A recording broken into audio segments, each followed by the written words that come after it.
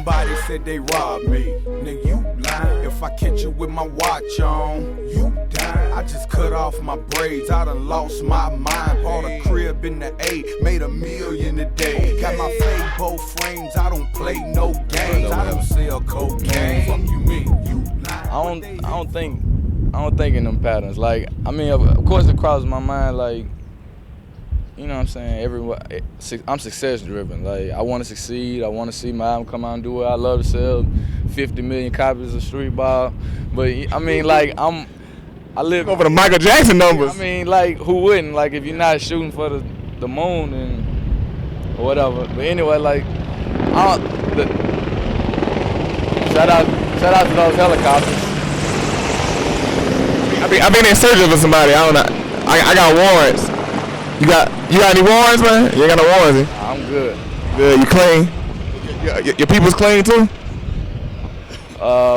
Back to the interview. Anyway, like, but those type of situations, like certain things, I look at it. The only thing I can offer is my best. You know what I mean? Like, I wanna succeed so bad, and I think that comes out of my music. People that really listen to me and follow me gotta be aware that the powers that be behind the music industry and albums getting released, like, they gotta be aware of that. And if they're not, like, I'm trying to boost that awareness. Like, I don't sit around like whining and being stuck on something like that is a waste of energy. You know what I'm saying? Like I said, I got 9 mixtapes out. Those are things I can control. The terms of my contract don't stipulate who I can work with on the street, on my street level music, or my own, like, independent marketing. Like, my own blueprint, even from when I was younger, was take my own money, invest it, and try to see a return. Like, that's almost self-explanatory. That's something that they reinforced in some of them business classes I took at TSU. That's something I learned in the streets. That's common sense. You know what I'm saying? If you're trying to get some money, you're trying to succeed, like what y'all got going on right now. I really respect y'all's effort, because I see you and the same guys with you, and you know what I'm saying, I look at your show every now and then online, and I see, like, you're everywhere, you doing what you got to do on your account, on your terms. Like, the major part of it was to just try to create a bigger, greater awareness. Like, I could put out mixtapes on Blue in the Face. I could put out independent albums. I mean, I want to be a platinum artist. I want to be a multi-platinum artist, but until that day comes, and I'm almost certain that it will come, like, I'm gonna keep doing what I can do. Like, I ain't that negative energy behind it. Is I let the critics, I let the people that don't have anything better to do focus on that. That kind of brings us to our next thing I want to ask you. You know what I'm saying? Know how to touch on this. Beef. It's everywhere in hip hop. It's everywhere. It's here. Everybody beef. And you done had your share of, running with different, other artists, you know what I'm saying, lyrical battles or what have you, you know what I'm saying? You got your Playboys, and I know at one time, you had like some, you had some with you and Pac-Man or whatever. So your body, I know y'all squashed that now, right? Yeah, we're good. Everybody's good. I mean, nobody's on crutches and wheelchairs.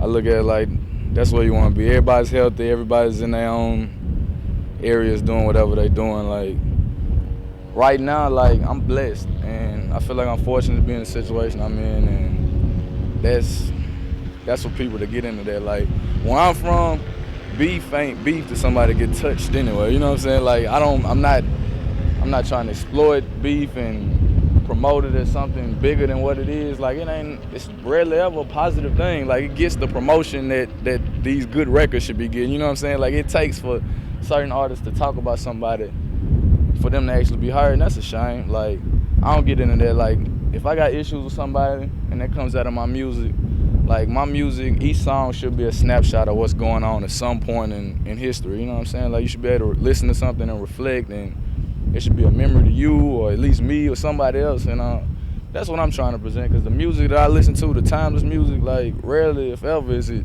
somebody going hard on somebody else. Like, that's cool. That's for the people to get into that. Like, I mean, I'm a fan of music, so I know that's a part of hip hop. That's an element of hip hop that's sometimes, like, overindulged. But all those guys, like, that the general public would be like, oh, he beefing with them. Like, man, I don't feel like anybody looking for me. I ain't definitely ain't looking for them. I'm looking for the next check, or I'm looking for the next situation. Like I said, my clothing line, my artists. I just put a studio on my house. Like, I didn't put a studio on my house to rap about nobody. I put it in there so I can do 10 songs a day and do a mixtape with DJ Wallace Sparks in Chattanooga, DJ Folk in Atlanta, Miami, DJ Chuck T, DJ Smiles, you know what I'm saying? People that are trying to create opportunities for them, their families, their people. Like, I'm on that, you know what I'm saying? Like, I'm trying to get on 101.1 Beat Jams. How you doing, Miss Anise? Pamela, what's good?